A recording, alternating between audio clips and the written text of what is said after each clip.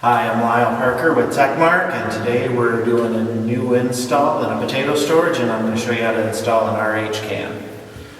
First part of the RH can is the part that mounts to the wall. It's very important to make sure this part ends up so the RH can can be easily removed.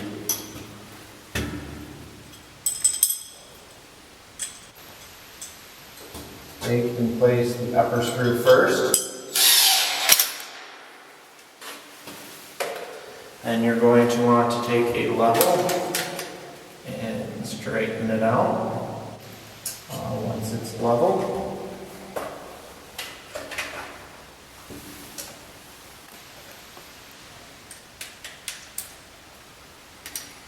You'll install the bottom screw.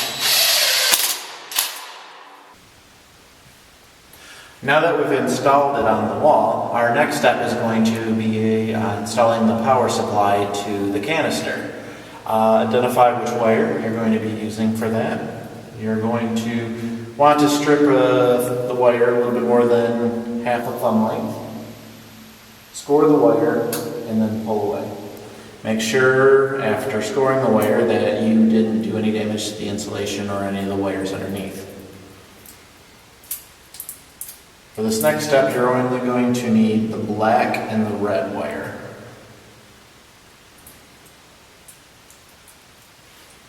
Take everything other than the black and the red wire and twist it up. Then cut it with your wire strippers.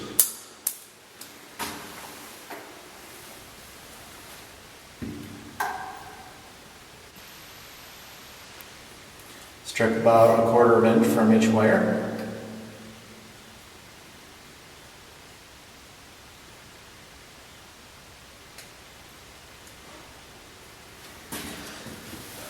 Now, part of the kit that will come with this,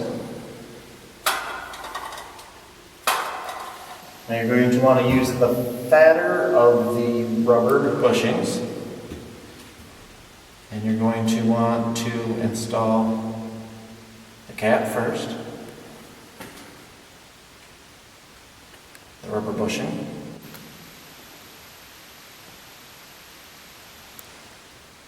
the housing,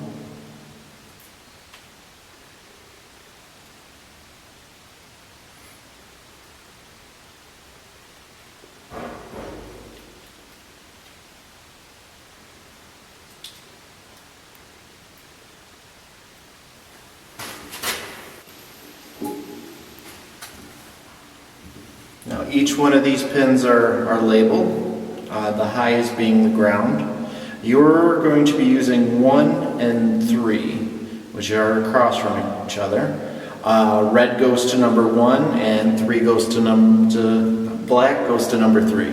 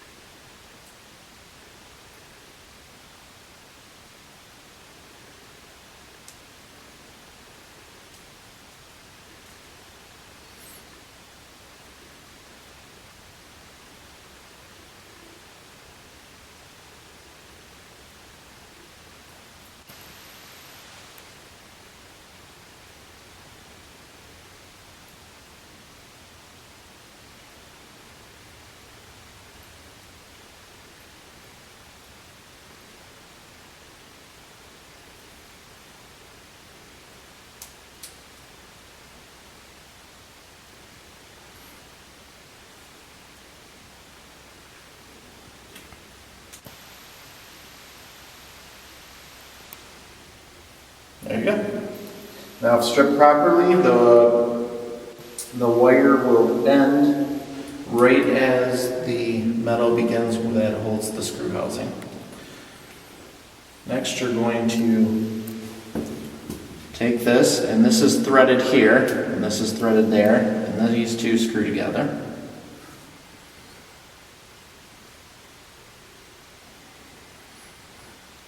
And then next, you're going to tighten up the watertight fitting. Hand tightening usually works, but if you want, you can use a set of pliers.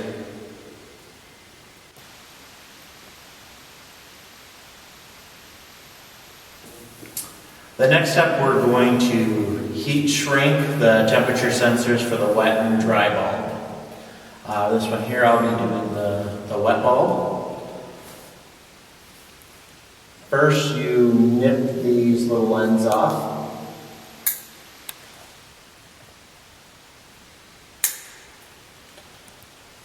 Strip back a little more than 1/2 inch.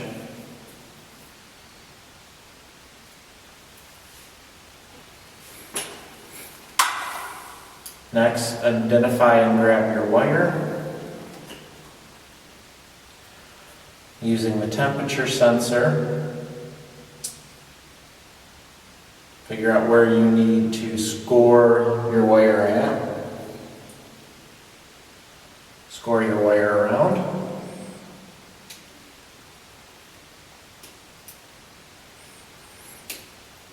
Pull off.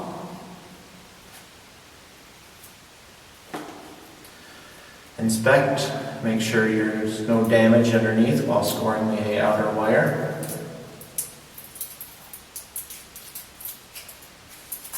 This part, all you're going to need is the white and black wire. So grab everything else, twist it, nip it with your wire cutters.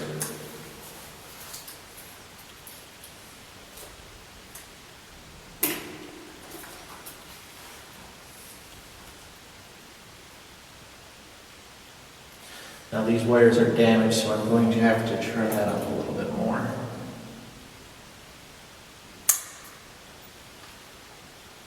Remeasure with this.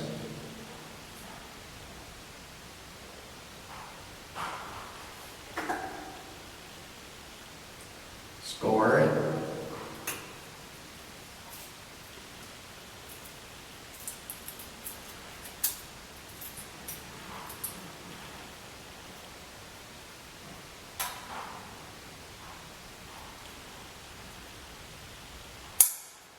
Nip it.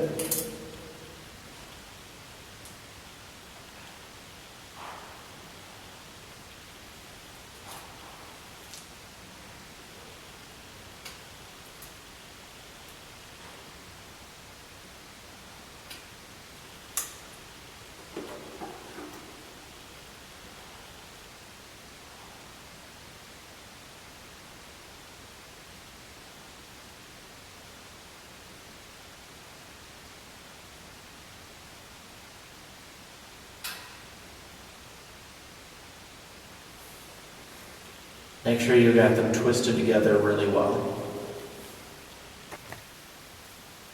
Alright, next I'm going to use a portable soldering iron to tin the end. First you got to get a little bit of soldering iron on the top. Make sure your soldering iron's on the bottom and your wire's on the top, and the heat from the soldering iron will soak up your solder into your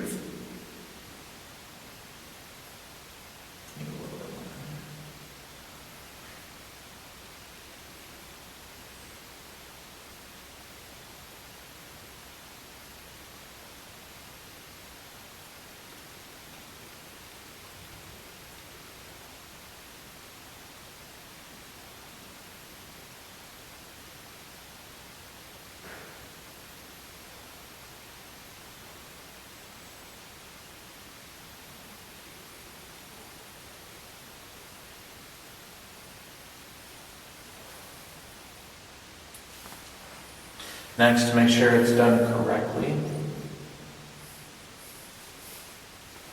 you're going to nip the ends.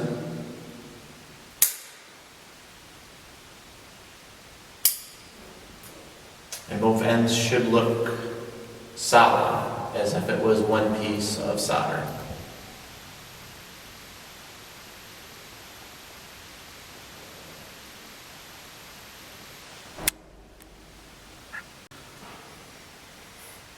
Next step is you're going to wrap both ends in electrical tape. Start at one end, wrap it around.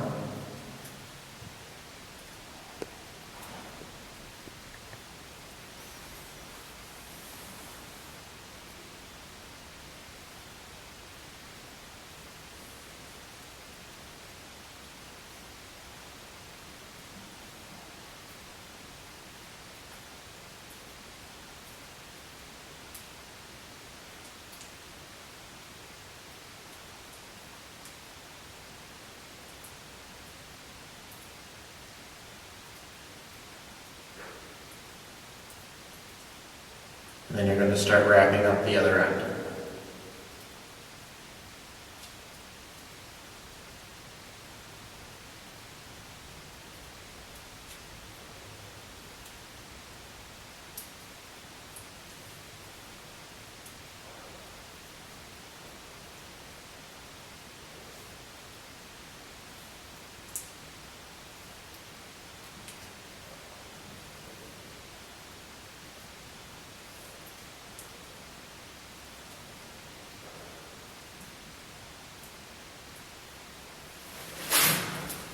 Next, you're going to wrap it onto the gray wire.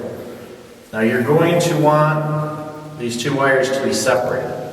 So you're going to want them to be, your finished product to be like that.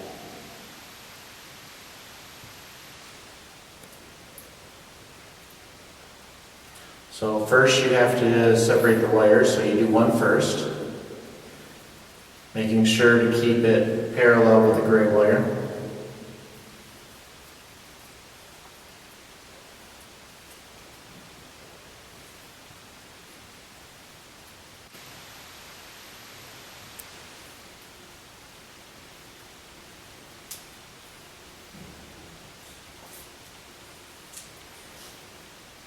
Going over onto the sensor just a little bit. After identifying your other wire, you're going to take and you're going to wrap the other one up it, making sure it's completely on the other side.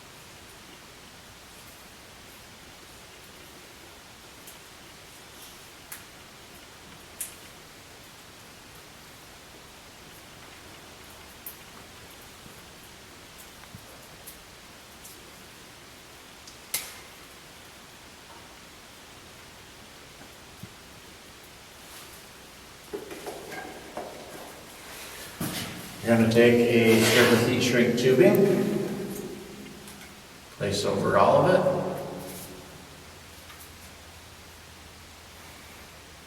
and place about 2 finger lengths deep. You can also use your RH canister as an example to see how deep you want it.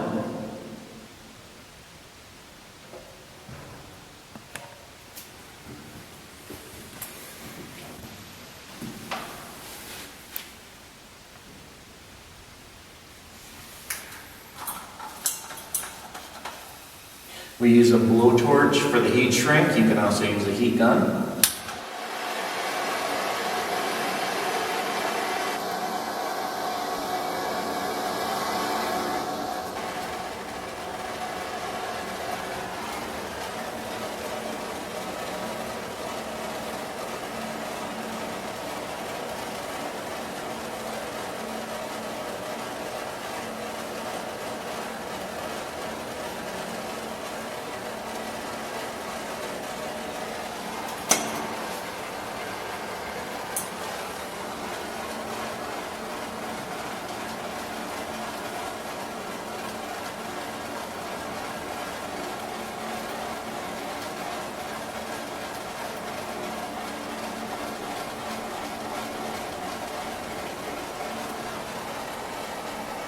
very important to make sure that the wire doesn't get too hot. If you can't touch the wire, or it feels like it's getting pretty toasty, it's getting too hot, you're going to have to let the heat shrink set for a minute before continuing.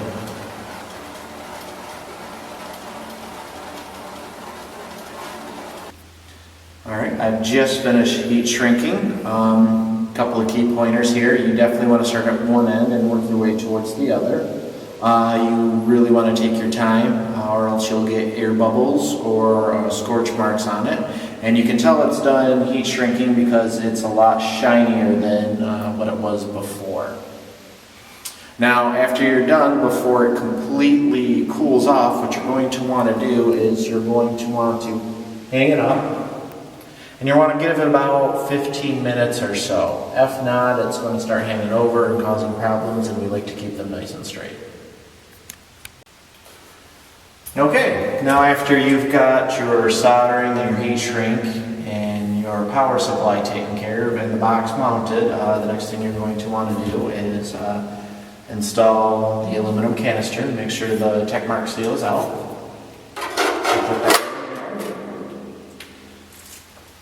You're going to take your wet bulb and make sure and mark it with blue tape. That's to let you know that that's the wet one. And that one goes in here on the one on the left. You can also tell because the canister has the hole for your wet.